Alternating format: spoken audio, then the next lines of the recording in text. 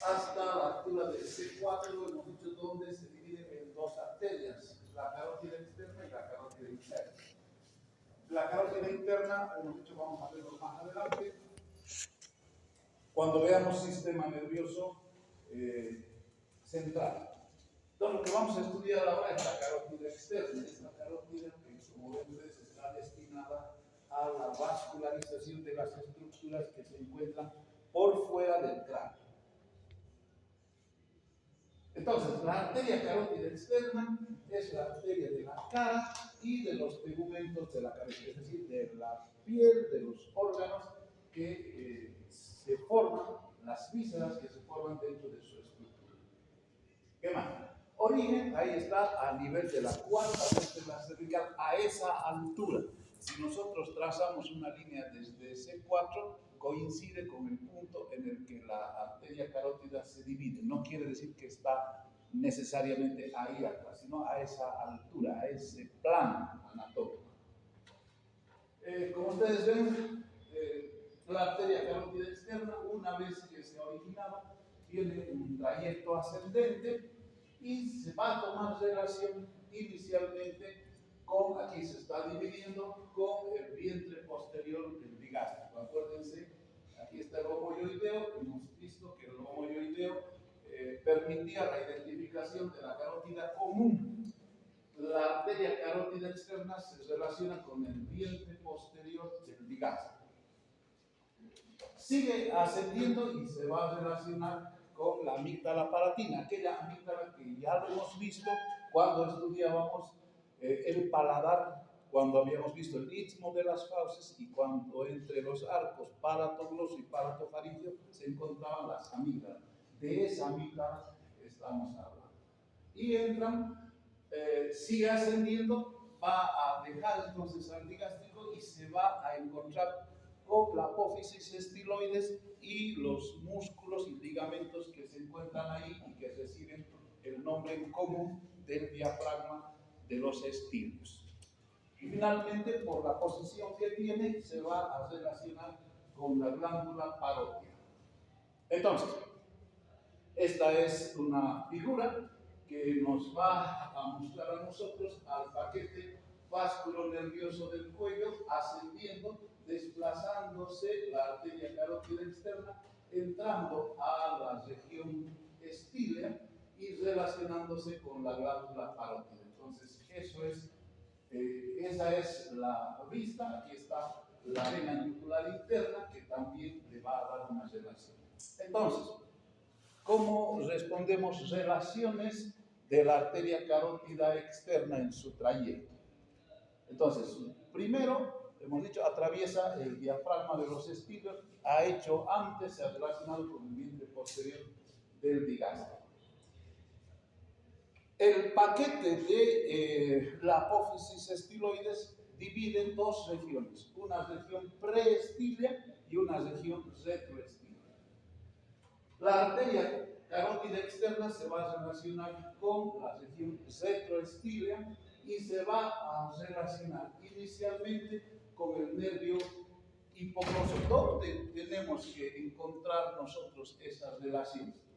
En primer lugar, acuérdense, el ángulo de la mandíbula está dirigiéndose hacia ahí y ha venido de atravesar la arteria carótida común, el borde anterior del esternocleidomastoideo, ya ha atravesado el digástrico y está cerca de la apófisis estiloides. Entonces, se va a relacionar más o menos con el ángulo de la mandíbula y el nervio hipogloso, que es un par craneal, está saliendo justamente a través del agujero condílico. Entonces se va a relacionar con él.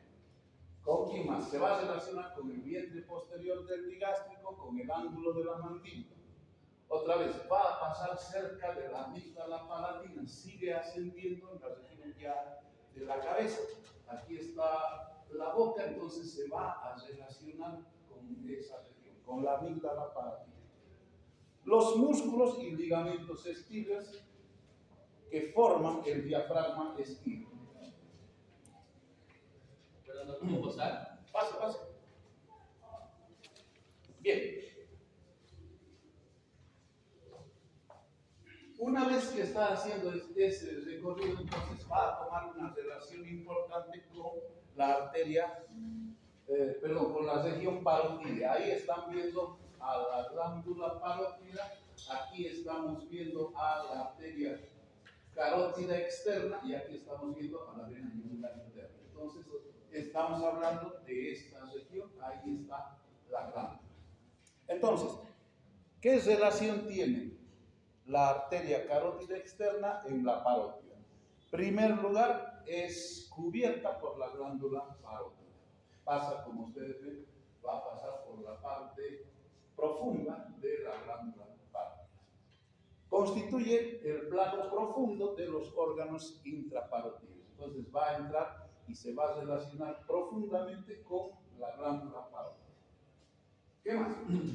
Vamos a reconocer, en primer lugar, que a esta misma altura, en el plano profundo, el nervio facial ha salido del foramen estilomastoideo y se va a preparar para dar la inervación motora a toda la cara. Entonces, el nervio facial, junto con la arteria carótida externa, van a formar relaciones internas de la glándula parótida. ¿Qué más? Hay un plexo venoso que va a formar la vena retromandibular, con la cual también se va a relacionar por la vecindad, por la región que toca. Y finalmente, entonces, en el plano profundo se va a transcurrir la arteria carótida externa y se va a aprestar para originar ya sus ramas. Entonces, aquí estamos viendo la arteria carótida común, su origen. Este esquema nos permite resumir todo eso, su relación con el lomo hioideo, su relación con el vientre posterior, y fíjense, en ese trayecto y después de su división va a comenzar a dar sus ramas. ¿Qué ramas? ¿Cómo se va a distribuir? La primera, y acuérdense de los colores que yo siempre trato de combinar, la arteria tiroidea superior, ¿no? La primera rama de división de la arteria carótida externa es esta, la arteria tiroidea superior. Le sigue la arteria lingual, ahí está, la arteria facial, la arteria faríngea ascendente, la arteria occipital y la arteria auricular posterior. Entonces, a medida que va ascendiendo, va dando sus ramas colaterales. Estas son ramas colaterales. Cada una de ellas la vamos a describir también. Este resumen que hemos encontrado ahí en los videos de Juan José Sánchez hace el resumen y le añade un dato más, por eso lo hemos puesto. Nos indica en cuál de las caras de la arteria va a salir. Acuérdense que la arteria, por más arteria que sea, tiene también una cara anterior, una cara posterior, una cara lateral y una cara medial. Entonces nos está diciendo a qué altura, si es adelante donde nace, si es detrás o hacia los lados. Para nosotros lo más importante es mencionar los nombres de estas arterias. Y finalmente termina dando sus dos ramos terminales que los vemos ahí en la parte más superior de la carótida externa. La arteria temporal superficial que está ascendiendo por delante del conducto auditivo externo y la otra que se separa también y se dirige hacia adelante, que es la arteria maxilar interna. Entonces ahí va a dar sus dos ramos. ¿Eso es todo? No, ahora viene lo complicado. A ver, primera rama de división de la arteria carótida externa, la arteria tiroidea superior. Eso es lo que estamos viendo. ¿Qué vemos como referencia? Aquí vemos el ligamento tiroideo de la laringe, ¿sí? El cartílago tiroides, ¿sí? La tráquea, la glándula tiroides. La glándula tiroides tiene uno de sus polos, el más superior, y aquí está viniendo la arteria tiroidea superior. La arteria tiroidea inferior viene abajo, pero no tiene nada que ver con la carótida externa, ya lo vamos a ir viendo. Entonces, primera rama, primera colateral, arteria tiroidea superior. Si ustedes Ven, cuando hemos dicho que tenemos la primera arteria, que es la arteria tiroidea superior, estamos dibujando esta figura. Es descendente. Y si nosotros volvemos a ver adelante, podemos ver que evidentemente la arteria tiroidea superior se origina, es la primera colateral, pero ya ha nacido por encima de la altura de la glándula tiroides. Entonces nace y va a comenzar a descender, así como se la está viendo. La arteria tiroidea superior, entonces, es la primera colateral de la carótida externa. Si ustedes se acuerdan, por encima del cartílago tiroides ya estaba el yoides. Entonces va a tener que encontrar primero el yoides, va a atravesar su asta superior, va a seguir descendiendo para encontrar la parte superior de la glándula, de los lóbulos tiroideos de la glándula, y va a abordar a la glándula desde allí. ¿Qué va a hacer? Va a dar ramos. Fíjense, va a iniciar un recorrido, si ustedes le siguen, va a ser un trayecto bastante grande, bastante extenso. Por lo tanto, va a dar ramas colaterales y va a dar ramas terminales. Las ramas colaterales van a ir emergiendo a medida que se va dirigiendo hacia el parénquima glandular, hacia la profundidad de la glándula. ¿Qué ramas va a dar ahí? La rama infrayoidea, acuérdense, la parte más superior, todavía está cerca del yoides, va a originar ramas hacia el yoides. La rama esternocleidomastoidea, acuérdense que en esta región, el esternocleidomastoideo está dirigiéndose oblicuamente hacia abajo. Y la arteria laringia superior, porque este aparato superior, cartílago tiroides, cricoides, aritenoides, epiglótico, van a formar la laringe y una rama va a estar destinada a ella. Finalmente va a dar ramos terminales. ¿Cómo son los ramos terminales? Los ramos terminales abordan a la glándula y se profundizan, se vuelven profundos y desaparecen, podríamos decir. Los estudiosos de la anatomía han visto que hay ramos glandulares anterior, posterior, lateral, que se van cada uno a las caras correspondientes y se van a introducir en la profundidad de la glándula. Ahí está, otra vez estamos viendo a la arteria carótida externa, originada de la arteria carótida común. Su primera colateral se dirige hacia abajo, aborda, fíjense todo lo que hemos visto. ¿Con qué no hay que confundir? Con esta otra, la arteria tiroidea inferior. La arteria tiroidea inferior, ¿por qué? Porque la arteria tiroidea inferior no es rama de la carótida, es rama de la arteria subclávia. Entonces, hay que hacer esa diferencia, cuidado en el examen, no tiene nada que ver con la arteria tiroidea inferior. En resumen, cuando veamos glándula tiroides, hay dos regiones diferentes que la vasculares. Siguiente arteria, hemos dicho la arteria lingual. La arteria lingual, ya se ha originado la arteria tiroidea, entonces, la siguiente rama va a ir hacia la lengua. De ahí recibe el nombre de arteria lingual. Se llamaba arteria ranina. En los libros antiguos se lo llama así. Que se caracteriza por su abordaje hacia la lengua, ¿no? Por eso se llama arteria lingual. Y va a tomar relación, fíjense, con las regiones anatómicas submandibular y sublingual. Ustedes acuérdense que en el piso de la boca, además de la parótida, que se encuentra en la parte posterior, en el suelo de la boca están las glándulas submandibular y sublingual. Entonces, en el trayecto de esta arteria se va a relacionar con estas glándulas. Pero además se va a relacionar, si ustedes se acuerdan, apófisis jeni, con los músculos jenigloso y con el jenioideo. Como ustedes ven, les va a dar vascularización a ellos, ¿sí? Entonces se va a ir hacia la lengua, se va a relacionar con los músculos yen. La colateral más importante es la dorsal de la lengua, una arteria que va a dirigirse prácticamente, va a transcurrir por el espesor de la lengua.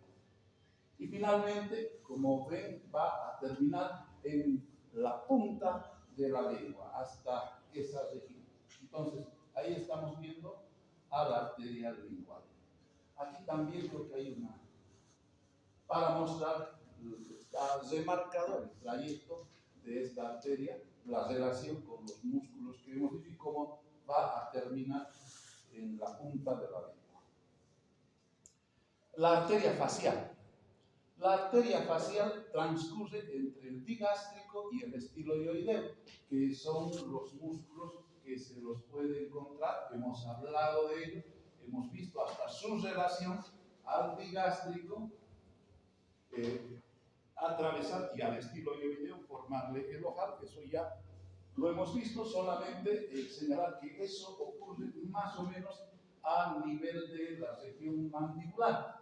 Por lo tanto, lo que vamos a encontrar es que la arteria facial va a aparecer en relación a este punto de relación anatómica que toman los músculos suprayoideos, va a ir atravesando la región de la cara, de ahí el nombre de arteria facial, para terminar anastomosándose con la arteria dorsal de la nariz que está viniendo desde arriba. Entonces, va a dirigirse hacia la región facial, donde va a terminar anastomosándose a la altura de la nariz. ¿Qué hace entonces en ese trayecto? Va a dar ramas cervicales. Acuérdense que estamos partiendo de una relación posterior, en la parte más superior del cuello, va a dar arterias para la región palatina, para la tonsila. ¿Para quién será? Si es tonsila, para la amígdala, ¿no? A la amígdala o tonsila. Y ramas glandulares, acuérdense que hay glándulas salivales en esa región. Va a dar ramas para el maceteo, un ramo vascular inferior. Va a dar arterias labiales inferiores, arterias labiales superiores. Y finalmente, hemos dicho, va a llegar a la región del dorso de la nariz para terminar ahí. Esta figura que viene a continuación en cuadro grande muestra igual resaltado la dirección que toma esta arteria facial y los ramos remarcados ahí con flechitas de cada uno de ellos para que se los pueda identificar después. Hemos indicado también la arteria faríngea ascendente. La arteria faríngea ascendente, que como lo ven, está yendo hacia la parte a formar parte de la región faríngea. Si ustedes se acuerdan, hemos dicho que la región de la faringe es la región común a la nariz, a la boca y la primera parte de la laringe. Entonces, esta arteria es la protagonista en esa región. Esta es más posterior. Entonces, la arteria faríngea ascendente ocupa esa región, la región faríngea, especialmente transcurre aplicada a la pared lateral de la faringe. Emite ramos, como son la arteria timpánica inferior. Acuérdense que esta región está vecina con la región timpánica, especialmente con la parte que está formando el piso. La arteria meningia posterior, acuérdense que las arterias meningias están yendo a vascularizar las meninges y las hemos descrito, la hemos identificado las estructuras óseas que permiten que estas arterias transcurran por ahí. Finalmente tenemos la arteria occipital, que ahí está, y que creo que hace falta mostrarla. La arteria occipital se origina en la cara posterior ya de la carótida externa. Fíjense, está bien ya hacia atrás. En un plano recorre un plano como la arteria facial y la arteria lingual. Ingresa a la base del cráneo, a la altura de la apófisis mastoides, debe entrar por ahí y se va a relacionar con los músculos de la nuca. Aquí los vamos a ver otra vez, dividiéndose para dar sus ramos más importantes: el ramo auricular para la región posterior de la oreja, para vascularizar la región estilomastoidea, fíjense, a la altura de la apófisis mastoides, y dar un ramo occipital hacia atrás y un ramo parótido hacia adelante. Nos encontramos, ¿dónde la buscamos? En la región occipital, por detrás del conducto auditivo externo. Finalmente, esta arteria, después de este recorrido y de haber dado todas estas arterias colaterales, va a emitir sus dos ramos terminales, ¿no? Ya hemos dicho, la arteria temporal superficial y la arteria maxilar interna. De la arteria temporal superficial emerge después de la región parótidea, se relaciona con la articulación temporomandibular. Ya lo hemos descrito varias veces cuando veíamos la región auricular también, y se va a dirigir hacia arriba, fíjense, para dar sus ramas terminales, para dar una rama hacia la región frontal y la otra rama hacia la región parietal. Entonces, ahí tenemos el ramo frontal y ahí tenemos el ramo parietal, ¿sí? Entonces, estamos viendo cuál es el trayecto de una ya de las terminales, la arteria temporal superficial. ¿Qué ramas más va a dar? Dependientes de aquí, la arteria facial transversa va a dar ramos profundos para el macetero, va a dar ramos articulares en el punto donde se está originando, especialmente para esta región. Aquí está la temporal superficial, va a dar ramos auriculares anteriores. Va a dar también una arteria a esta altura, que es la arteria temporal media, y hacia atrás va a dar ramas occipitales y un ramo hacia adelante, hacia la glándula parótida. Este es el trayecto. Ahí están los vasos con los colores igual, para que se los pueda estudiar.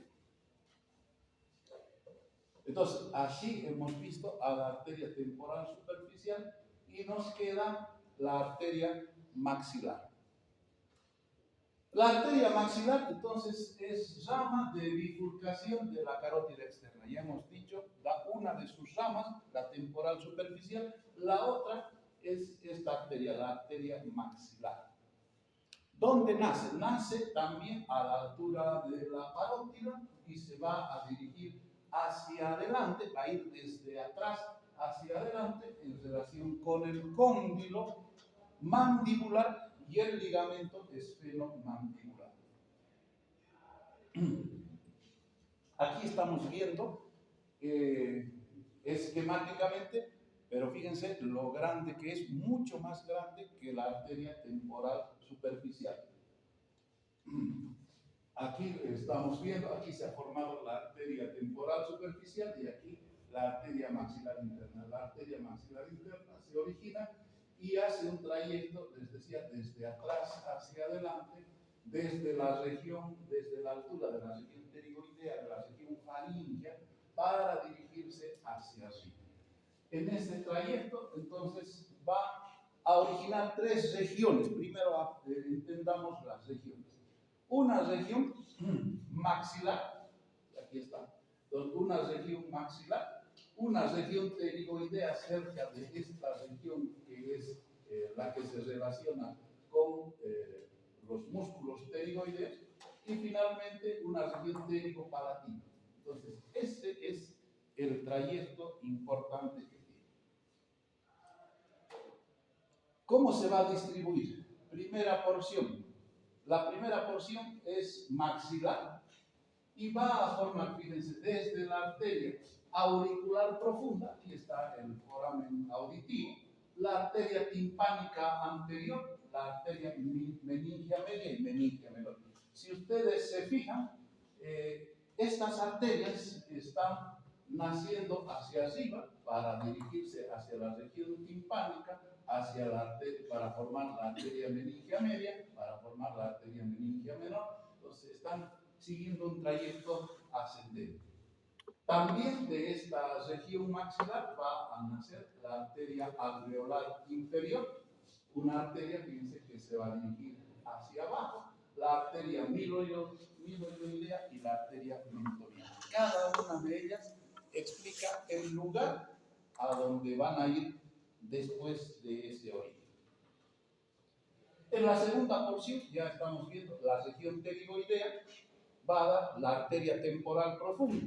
Si ustedes lo comparan, hay una arteria temporal superficial que está viniendo delante del conducto auditivo externo, es subcutánea, se la puede palpar, pero también hay una arteria un poco más adelante, más profunda, que pasa profundamente al músculo temporal. La arteria temporal profunda. Una arteria maceterina, también hacia abajo, en relación al músculo macetero, y la arteria bucal para revestir las paredes de la boca.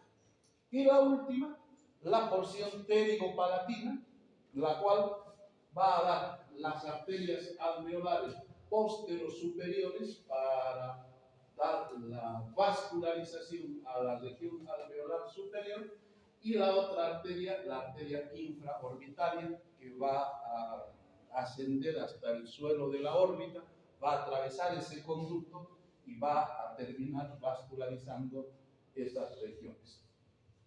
Entonces, una también de estos dos ramos va a dirigirse a la región pterigopalatina y le va a dar su vascularización. Ahora, la distribución, o sea, ¿cómo puedo aprenderme si no vamos a hacer, en teoría no lo hacemos así, no entramos a la identificación de las arterias? ¿Qué tengo que saber de la maxilar? Porque la arteria maxilar es una arteria importante, es una de las dos ramas terminales de la carótida externa. Entonces se preguntan, ¿qué se preguntan? Sus nombres. Por regiones, sí, pero también esta es otra forma de tomarlas en cuenta. Nos fijamos el trayecto de esta arteria, la arteria maxilar, y decimos, estas arterias en sus recorridos va a originar ramas ascendentes, descendentes, anteriores, posteriores. Y entonces, si ustedes se fijan, ascendentes, todas ellas van a nacer en el recorrido de la maxilar, nos olvidamos de las regiones. ¿Y cuál es el criterio que tomamos? Nace para arriba, son superiores, van hacia abajo, son inferiores. ¿Sí? De acuerdo a esto, y la lógica que tengamos en anatomía, lo vamos a poder entender. Ascendentes, la arteria timpánica anterior está yendo hacia la parte anterior de la región timpánica. Tiene que ser ascendente, la maxilar está a esta altura.